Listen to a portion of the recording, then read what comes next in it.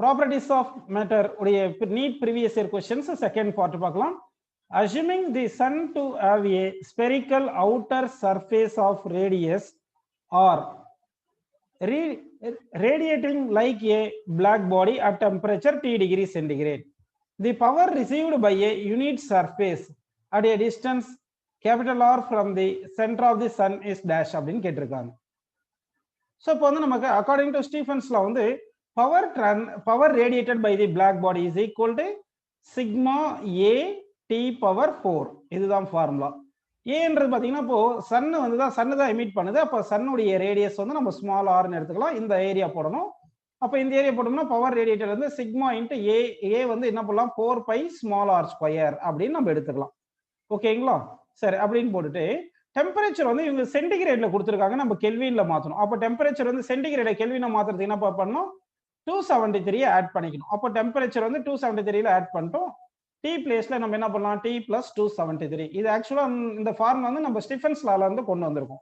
இப்போ நமக்கு என்ன கேட்டிருக்காங்கன்னா the power received by a unit surface at R distance கேட்டிருக்காங்க. அப்படின்னா இந்த சென்டர் ஆஃப் தி சன்ல இருந்து ஒரு ஆர் டிஸ்டன்ஸ்க்கு வரலாம். இந்த ஆர் டிஸ்டன்ஸ்க்கு வரும்போது இந்த சர்ஃபேஸ்ல தான் இந்த பவர் சன் ரேடியேட் பண்ண பவர் வந்து இந்த சர்ஃபேஸ்ல தான் நம்ம ரிசீவ் பண்ணியிருப்போம். அப்படித்தானப்பா அது? அப்போ இந்த பர் யூனிட் ஏரியா கேட்டதுனால நம்ம power received per unit area is equal என்ன பண்ணணும்னா வந்து இது ஆக்சுவலா நல்லா கவனிங்க, இந்த இது வந்து பவர் நமக்கு power received per unit area தானே வேணும். அப்போ sigma into 4 pi R square into T plus 273 by unit area வேணும். ஏ டேஷ் போட்டு இங்க ஏ டேஷ் போட்டுருங்க. ஏ டேஷ்ன்றது 4 பை ஆர் ஸ்கொயர். ஏன்னா இந்த 4 பை இந்த செகண்ட் சர்ஃபேஸ் இருக்குல்ல, இந்த சர்ஃபேஸ்ல எனர்ஜி ரிசீவ் பண்ணிக்கிறோம். இந்த 4 பை கேன்சல் பண்ணிடுறோம்.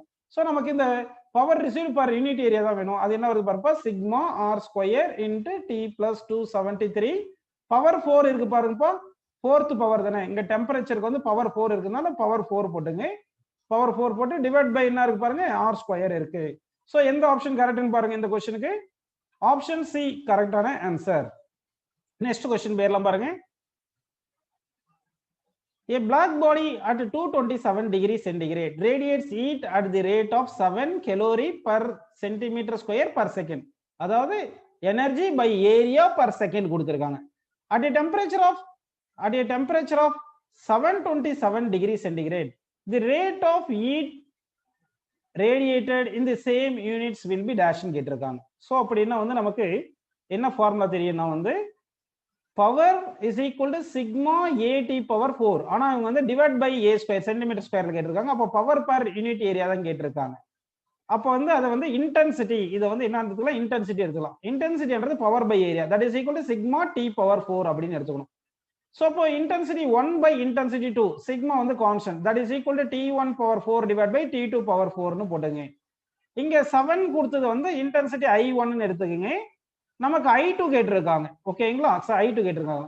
T1ன்றது 227 டிகிரி சென்டிகிரேட். T1 வந்து 227, அதை கெல்வின்ல மாத்தணும். அப்போ 227 வந்து நம்ம கெல்வின்ல மாத்துறதுக்கு என்ன பண்றோம் பாத்தீங்கன்னா சென்டிகிரேட கெல்வினா மாத்துறதுக்கு நம்ம என்ன பண்ணணும் 273 ஆட் பண்ணிக்கணும். அப்போ 227 பிளஸ் 273 போட்டீங்கன்னா உங்களுக்கு என்ன வருது பாருங்க, இந்த 500 கெல்வின் வருதா?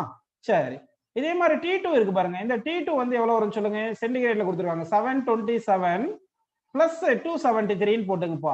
ஸோ என்ன வருது 1000 கெல்வின் அப்படி கிடைக்குது.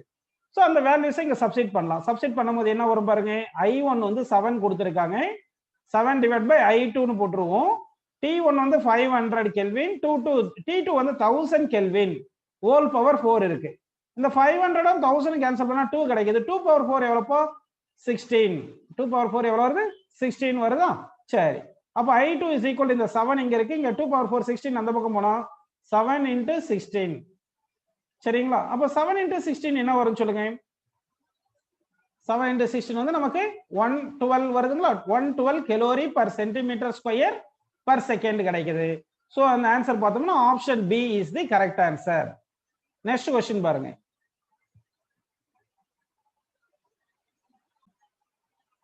The two ends of a rod of length L and a uniform cross section area A are kept at two temperatures T1 and T2, T1 greater than T2. The rate of heat transfer dq by dt through the rod in a steady state is given by அப்படின்னு கேட்டிருக்காங்க.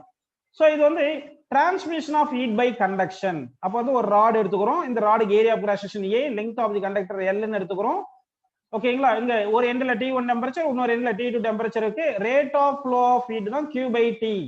இதுதான் small டைம்ல dQ by dt heat ஃப்ளோன்னு சொல்லியிருக்காங்க. அப்ப rate of flow of ஹீட்டுக்கு என்ன answer சொல்லுங்க? dQ by dt is equal to K into A into temperature difference divided by L length. அப்படிதானே? டெம்பரேச்சர் டிஃபரன்ஸ் எவ்வளவு? T1 minus T2 divided by என்ன வரும்? L.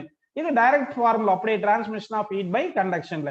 சோ அப்போ 43rd क्वेश्चनக்கு எந்த answer பாத்தீங்கன்னா Ka into T1 minus T2 divided by L. So third option is the correct, where K is the coefficient of thermal conductivity. அப்படின்னு ஞாபகம் வச்சுக்கணும். ஓகேங்களா? Next question போயிரலாம் பாருங்க.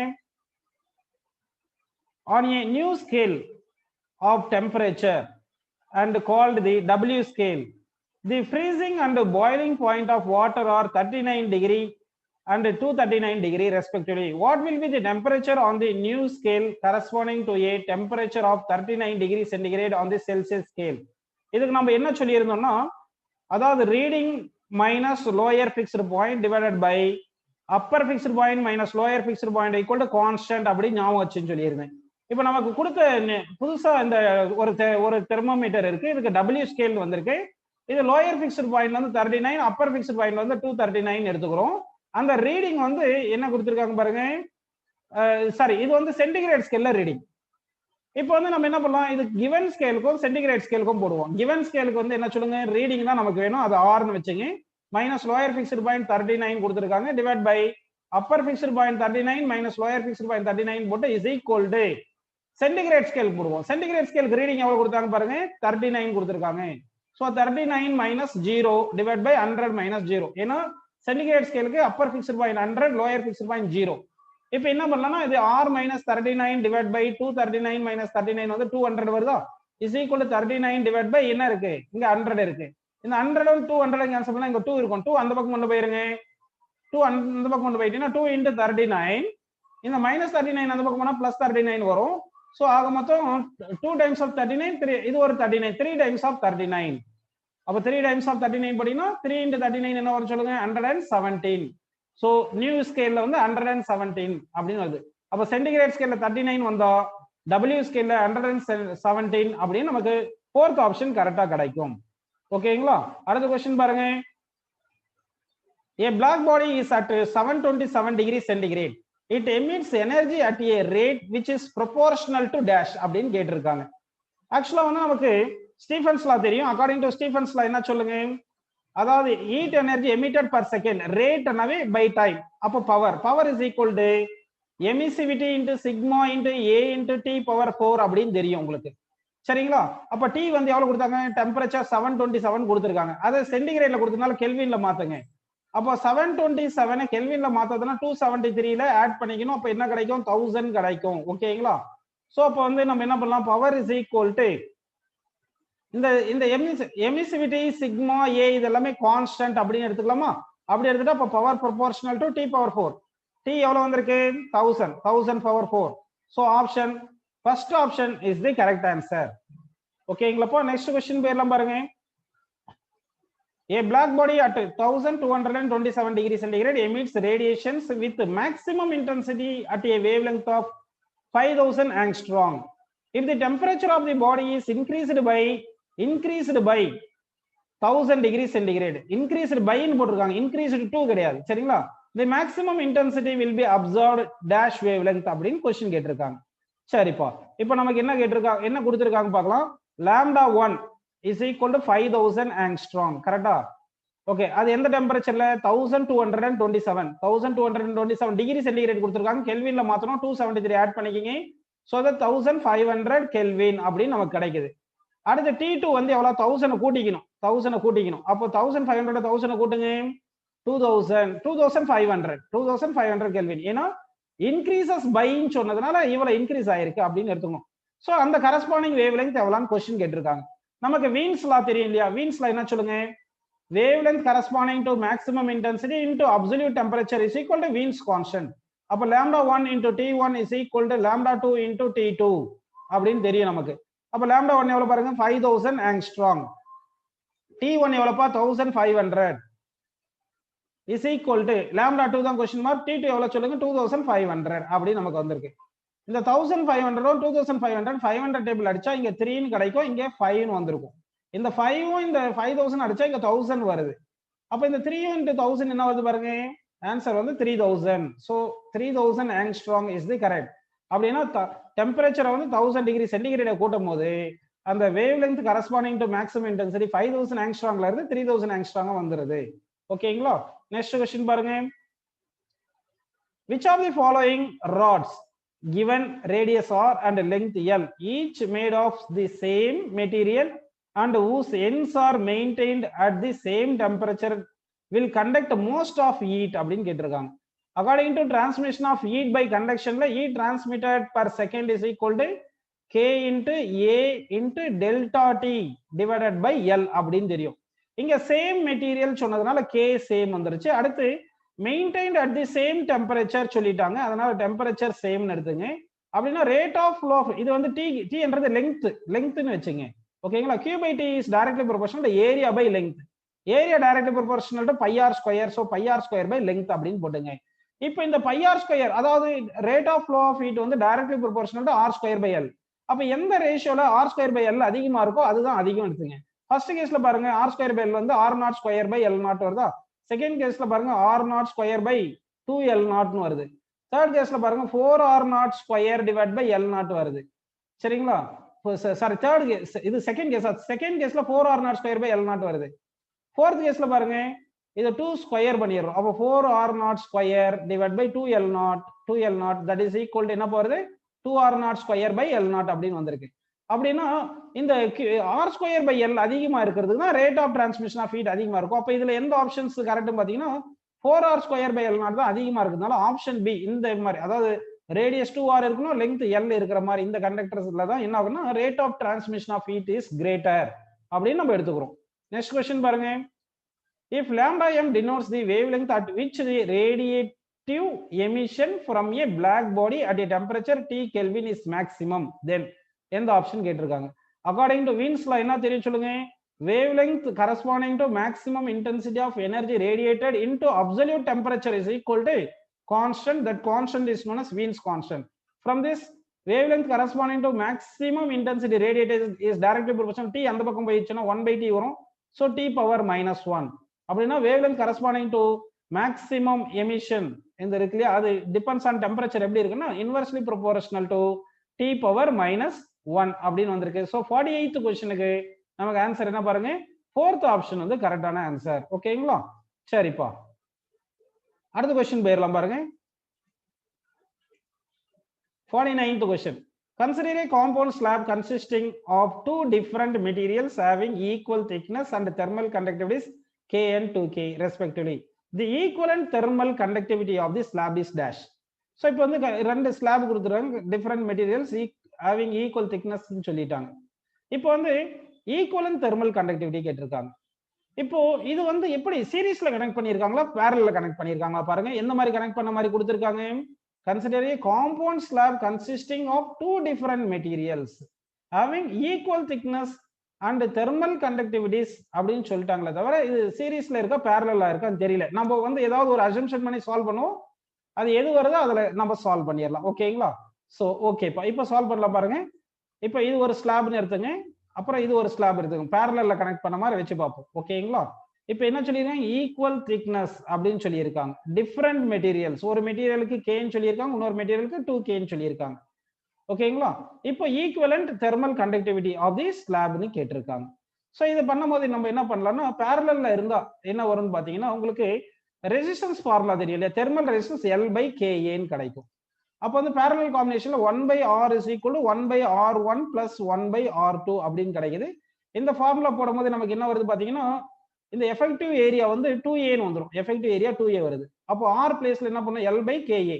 அப்போ வந்து L/KA போட்டா K into 2A, K டேஷ்ன்றது எஃபெக்டிவ் K, இதுக்கு மொத்தத்துக்கு சேர்ந்து எஃபெக்டிவ் K டேஷ்னு வச்சுங்க, divide by L is equal to இங்க என்ன வரும் பாத்தீங்கன்னா K ஃபர்ஸ்ட்டுக்கு K into A divide by L போட்டுங்க, செகண்டுக்கு வந்து K into 2A divide by L போட்டுங்க. இப்போ இது கேன்சல் பண்ணா LL கேன்சல், AA கேன்சல் ஆயிருச்சுங்களா. அப்போ இங்க என்ன வந்திருக்கு பாருங்க 3K, அது 2K plus K 3K, இந்த 2 கீழே வந்துடும் 3K by 2. அப்போ K டேஷ் வந்து 3K by 2ன்னு வந்திருக்கு இந்த மாதிரி கனெக்ட் பண்ணலாம். சரிங்களா? இதே சீரிஸ்ல கனெக்ட் பண்ணி பார்ப்போம். சீரிஸ்ல கனெக்ட் பண்ணா எப்படி வருதுன்னு பார்க்கலாம். இது சீரிஸ்ல கனெக்ட் பண்ணி பாருங்க. ஈக்குவல் லெங்த் சொல்லிட்டாங்க. ரெண்டு ஈக்குவல் லெங்த் சொல்லிட்டாங்க. இப்போ ரெசிஸ்டன்ஸ் R1 R2 ஃபர்ஸ்ட்க்கு வந்து K, செகண்ட் 2K ன்னு எடுத்துங்க. இப்போ சீரிஸ்ல கனெக்ட் பண்ணா தெர்மல் ரெசிஸ்டன்ஸ் வந்து R1 plus R2 ன்னு வரும். தெர்மல் ரெசிஸ்டன்ஸ் என்ன ஃபார்முலா? L/Ka தெரியும். சோ அப்ப இது ரெண்டு இப்படி சீரிஸ்ல கனெக்ட் பண்ணும்போது எஃபெக்டிவ் லெங்த் வந்து 2L வந்துருது. எஃபெக்டிவ் K வந்து K dash ன்னு போட்டுங்க. அப்ப என்ன வரும் பாருங்க, 2L divided by K dash into A is equal to L/Ka plus L/K into 2. இது என்ன 2K into A. 2K into A. இது 2K ன்னு வெச்சுங்கப்பா. அப்ப ஏரியா காமனா கேன்சல் ஆயிருச்சா? L காமனா கேன்சல் ஆயிருச்சா? அப்ப LCM எடுங்க. 2/K dash is equal to, இங்க LCM எடுத்தா என்ன வரும் சொல்லுங்க? இந்த 2K எடுத்தோம்னா மேல என்ன ஆயிரும்? 2 plus 1 வருது. அப்ப இது 3 ன்னு வந்துரும். இந்த 2 கீழ வந்துருமா? ஓகேப்பா. இப்படி சால்வ் பண்ணும்போது என்ன வருது பாருங்க, K dash is equal to நமக்கு என்ன வந்திருக்கு பாருங்க, இந்த 2K into 2K, இந்த 2K into 2 என்னப்பா வருது? 4K ன்னு வருதா? இந்த 3 வந்து கீழ வந்துரும். சோ 4K/3 ன்னு வந்திருக்கு. சோ அப்போ வந்து நம்ம என்ன பண்ணிருக்கோம், consider a compound slab consisting of two different materials having equal thickness சொல்லிருக்காங்க. அதான் length same. and thermal conductivity is K and 2K ன்னு சொல்லிட்டு respectively the equivalent thermal conductivity of the slab. அப்ப நம்ம சீரிஸ் ன்னு எடுத்துறோம். அடுத்து எஃபெக்டிவ் வந்து length L plus L2 வந்ததுனால நமக்கு எஃபெக்டிவ் ரெசிஸ்டன்ஸ் வந்து என்ன வருது? L/Ka தெரியும். அதனால எஃபெக்டிவ் ரெசிஸ்டன்ஸ்க்கு L/Ka போடும்போது இது 2L னா 2L போட்டு K dash A போட்டு இந்த மாதிரி சால்வ் பண்ணிட்டோம். L/Ka இங்க second resistance L/2K into A போட்டு இது இப்படி பண்ணியிருக்கோம். புரியுதுங்களா உங்களுக்கு? சோ இப்படி பண்ணும்போது என்னப்பா வருது? 4K/3 அப்படின்னு நமக்கு கிடைச்சிருக்கு. கரெக்ட்டுங்களா? ஓகேப்பா. நெக்ஸ்ட் क्वेश्चन பாருங்க. இதே ஒருவேளை நமக்கு இங்க ஒருவேளை இந்த மாதிரி parallel-ஆ கனெக்ட் பண்ணி இருந்தா அப்ப என்ன வந்திருக்கும்னா இந்த ஃபார்முலா நம்ம போட்டுருக்கோம். இந்த ஆன்சர் வந்திருக்கும். அப்படி நம்ம எடுத்துக்கணும். நெக்ஸ்ட் क्वेश्चन போயிடலாம் பாருங்க. Unit of Stefan constant is dash அப்படின்னு கேட்டிருக்காங்க. அப்ப ஸ்டீஃபன் கான்ஸ்டன்ட்க்கு என்ன ஃபார்முலா பார்த்தா, நான் ஸ்டீஃபன்ஸ்ல எடுத்துங்க. Power is equal to emissivity into sigma into AT power 4. Emissivity has no unit. இதுக்கு நோ யூனிட். சரிங்களா? நமக்கு சிக்மாக்கு தான் யூனிட் கேட்டிருக்காங்க. எதுக்கு? சிக்மாக்கு தான் கேட்டிருக்காங்க. அப்ப sigma is equal to P divided by AT power 4 போட்டுக்கணும். P என்றது பவர். பவருக்கு என்ன யூனிட்? வாட். கரெக்ட்டுங்களா? வாட். ஏரியாக்கு என்ன யூனிட்? Metre square. டெம்பரேச்சருக்கு என்ன unit? Kelvin. So kelvin power 4.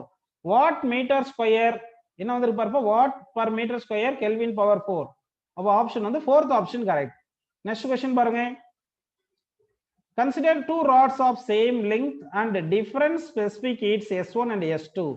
Conductivity is K1, K2 and area of cross section A1, A2 and both having temperature T1 and T2 at their ends. If rate of loss of heat due to conduction is equal, then எந்த relation கரெக்ட்னு கேட்டிருக்காங்க. அப்ப என்னென்ன same அப்படி எல்லாம் பார்க்கலாம். ஆக்சுவலா rate of transmission of heat வந்து KA delta T/L அப்படின்னு எடுத்துக்கணும். இங்க சேம் லெங்க்த்னு சொல்லிட்டாங்க. அப்ப லெங்த் சேம்னு வச்சுங்க. அடுத்து வந்து என்ன சொல்றாங்க, T1 T2 என்ன சொல்ற, and both having temperature difference T1 and T2 at their ends. அப்படின்னா ரெண்டு கண்டக்டருக்கும் டெல்டா T1 டெல்டா T ரெண்டு கண்டக்டருக்கும் equal temperature difference T1 minus T2 ஈக்குவல்னு எடுத்துங்க. இதுவும் ஈக்குவல். அடுத்து வந்து heat due to conduction is equal, rate of loss of heat வந்து equal, Q/T வந்து equal. அப்படின்னா K into A equal to constant அப்படின்னு எடுத்துடலாம். அப்படின்னா K1 A1 for first conductor is equal to K2 A2 for second conductor. So this answer எந்த answer பாருங்க, first option correct. ஓகேங்களா? Next question போயிடலாமா? Next question பாருங்கப்பா. For a black body at a temperature 727 degrees centigrade, it radiating power is 60 watt. Radiating power வந்து 60 watt. And the temperature of surrounding is 227 degrees centigrade. If temperature of black body is changed to 1227 degrees centigrade, then its radiating power will be dash ன்னு கேட்டிருக்காங்க. அதாவது வந்து இப்ப நல்லா கவனிக்கணும். Power radiating power வந்து இந்த ரூம் டெம்பரேச்சரை பொறுத்து இருக்கு இல்லைங்களா? அப்ப ரூம் டெம்பரேச்சர் எவ்வளவு பாத்தீங்கன்னா 227 பிளஸ் 273 போட்டுங்க. அப்ப என்ன வருது பாருங்க, 500 கெல்வின் வருது ரூம் டெம்பரேச்சர். இதே ஃபர்ஸ்ட் பிளாக் பாடிக்கு 727 இருக்கு, அது T1 ஈக்குவல் டு கெல்வின்ல மாத்துங்க. 727 பிளஸ் 273 போட்டீங்கன்னா T1 வந்து 1000 கெல்வின் வருது. இதே வந்து செகண்ட் பாடி, இப்போ if the temperature of the black body changed to new temperature T2 வந்து எவ்வளவு வருது, 1227 plus 273 கெல்வின்ல மாத்திட்டா 1500 கெல்வின் வருது. இப்போ வந்து நமக்கு பவர் ரேடியேட்டிங் தானே, இனிஷியலா பவர் வந்து 60 வாட் கொடுத்திருக்காங்க, ஃபைனலா பவர் எவ்வளவுன்னு கேட்டிருக்காங்க, P2 கேட்டிருக்காங்க, क्वेश्चन மார்க். அப்போ எஃபெக்டிவா பவர் டிரான்ஸ்மிட்டடுக்கு என்ன ஃபார்முலா பாத்தீங்கன்னா emissivity into sigma into A into T power 4 minus T not power 4 அப்படி இதுதான் ஃபார்முலா நமக்கு.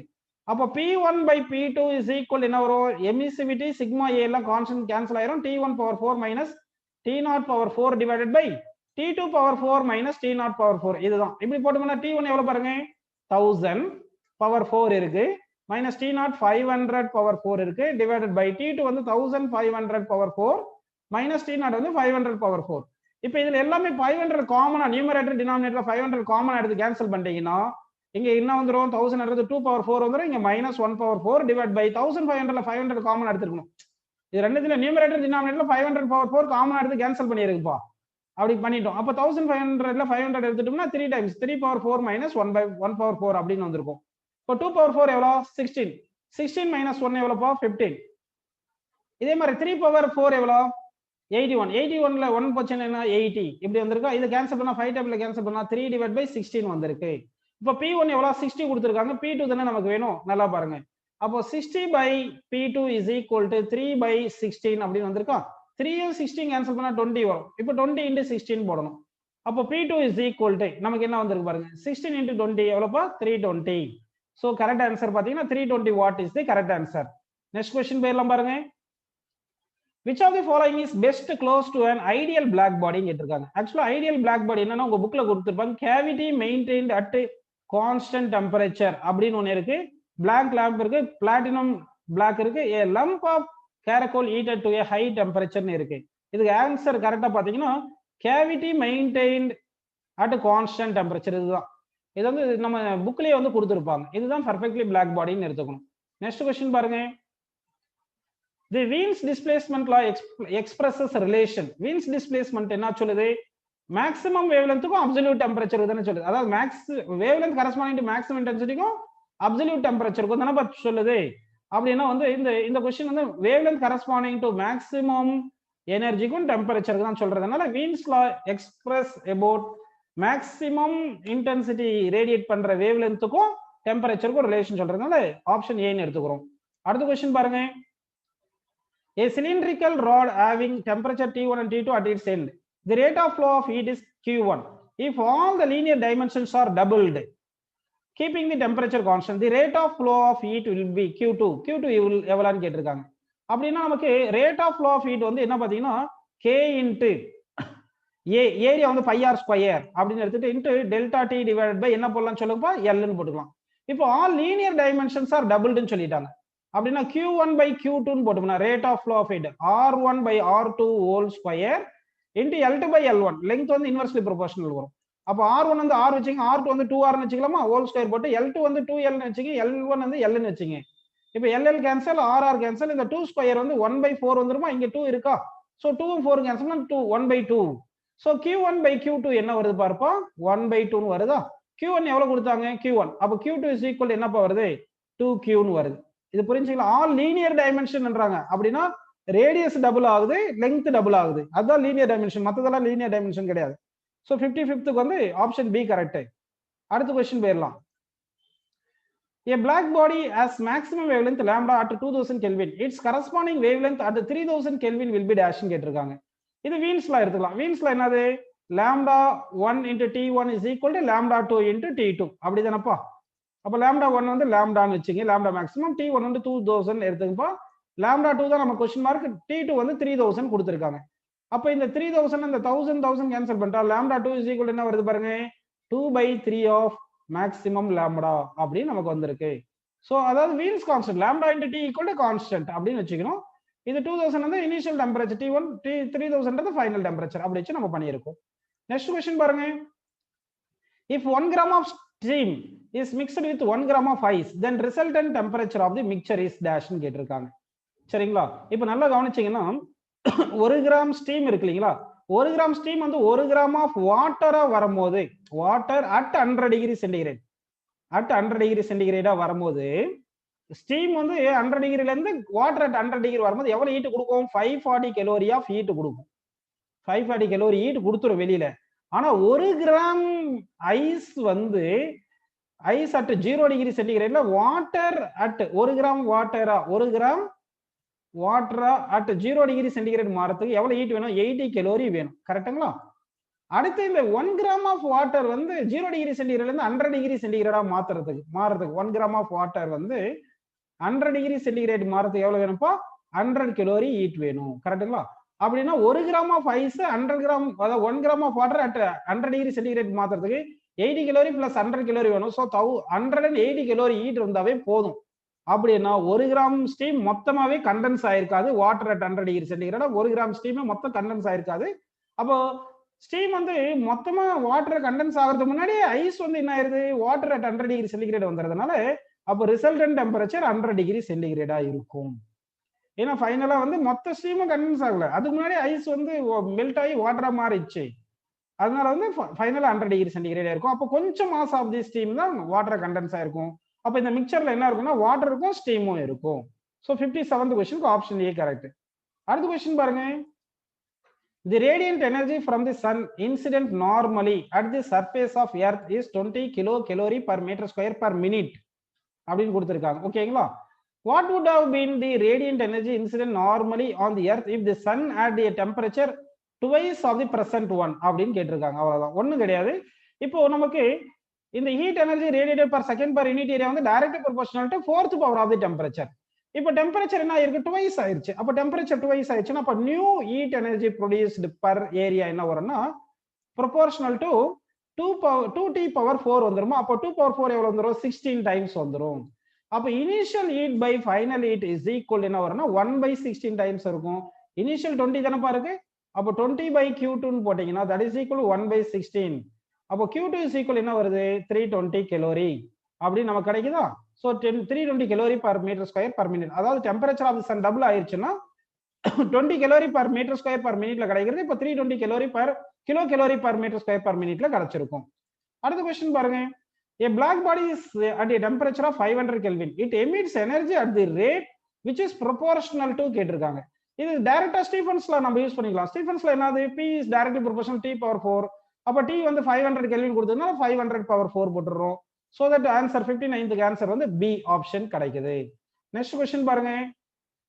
A bucket full of hot water is kept in a room if it cools from 80 degrees centigrade to 75 degrees centigrade in T1 minutes. From 75 to 70 in T2 minutes and from 70 to 65 in T3 minutes. Then எது in relation கேக்குறாங்க.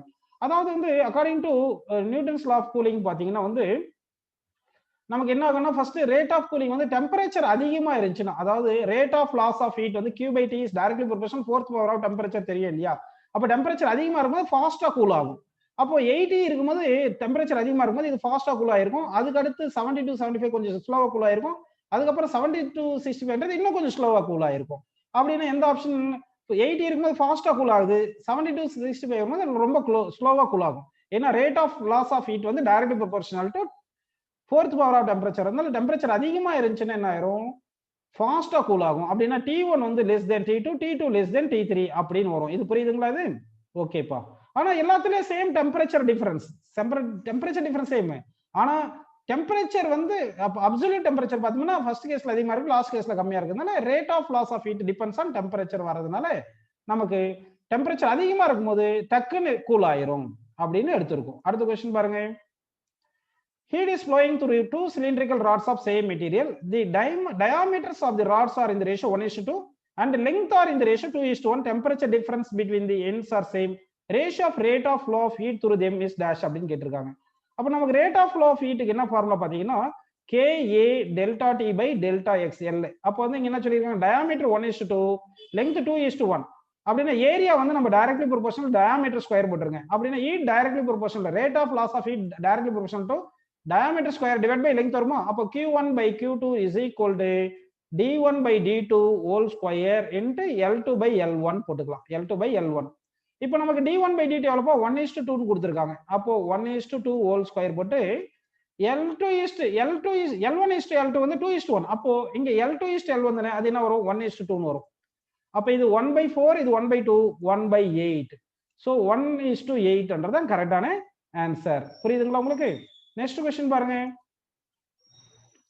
If the temperature of the sun is doubled, the rate of energy received on earth will be increased by a factor of அப்படின்னு கேட்டிருக்காங்க. அப்படின்னா என்ன ஆகுதுன்னா உங்களுக்கு energy வந்து power directly proportional T power 4 தானே. இப்போ டெம்பரேச்சர் என்ன ஆயிருது, டபுள் ஆயிருது. டெம்பரேச்சர் டபுள் 2 டைம்ஸ் T ஆயிருது. அப்படின்னா பவர் நியூ பவர் என்ன ஆயிரும், 2T பவர் 4 ஆயிரும். அப்போ 2 பவர் 4 எவ்வளவு, 16. So P dash equal to 16 times of initial power. அப்போ P dash by P தான் ஃபேக்டர் ஆஃப்ன்றது, இது 16 டைம்ஸ்னு. இதுக்கு வந்து நமக்கு 4th ஆப்ஷன் கரெக்டா வருது. ஓகேங்களா. நெக்ஸ்ட் क्वेश्चन பாருங்க. Mercury thermometer can be used to measure temperature up to. ஆக்சுவலா வந்து மெர்க்குரி வந்து நமக்கு எப்போ வந்து இது வேப்பரைஸ் ஆகும், அப்போ அது வரைக்கும் தான் யூஸ் பண்ண முடியும். அப்படின்னு பார்த்தோன்னா 360 வரைக்கும் மெர்க்குரி வந்து லிக்விடாவே இருக்கும். அதனால வந்து 360 வரைக்கும் வந்து மெர்க்குரி யூஸ் பண்ணி நம்ம மெர்க்குரி தெர்மோமீட்டரை மெஷர் பண்ண முடியும். அதாவது டெம்பரேச்சரை மெஷர் பண்ண முடியும்ப்பா. ஓகேங்களா. ஏன்னா பாய்லிங் பாயிண்ட் பியாண்ட் 360 தான் மெர்க்குரிக்கு இருக்கும். நெக்ஸ்ட், அதே வாட்டர் தெர்மோமீட்டர் எடுத்துட்டீங்கன்னா வாட்டர் வந்து 100 டிகிரி சென்டிகிரேட்லயே பாயில் ஆயிரும். அதனால தான் வாட்டர் எடுக்காம நம்ம மெர்க்குரி தெர்மோமீட்டர் எடுக்கிறோம். நெக்ஸ்ட் क्वेश्चन பாருங்க. A centigrade and Fahrenheit thermometers are dipped in boiling water. The water temperature is lowered until the Fahrenheit thermometer registers 140 Fahrenheit. What is the fall in temperature as registered by the centigrade thermometer? அப்போ பாருங்க, the water temperature is lowered until the Fahrenheit thermometer 140 ன்னு சொல்லியிருக்காங்க. அப்படின்னா நம்ம இது என்ன பண்ணணும்னா இந்த ஃபார்முலா யூஸ் பண்ணணும். Centigrade minus 0 divided by upper fixed point minus lower fixed point is equal to Fahrenheit minus 32 by 212 minus 32. அதாவது reading minus lower fixed point by upper fixed point minus lower fixed point. அப்படி பண்ணா C by 100 equal to F எவ்வளவு கொடுத்தாங்க, 140 minus 32 divide by இது என்ன வருது, 180 வருது. இது 100 180 கேன்சல் பண்ணா என்ன வரும் சொல்லுங்க, 5 வரும், 9 வரும். அப்போ C is equal என்ன வரும் சொல்லுங்க, 5 by 9 into இது 140 minus 32 என்ன வரும், 108 வருதா. ஸோ இதை சால்வ் பண்ணணும் நம்ம.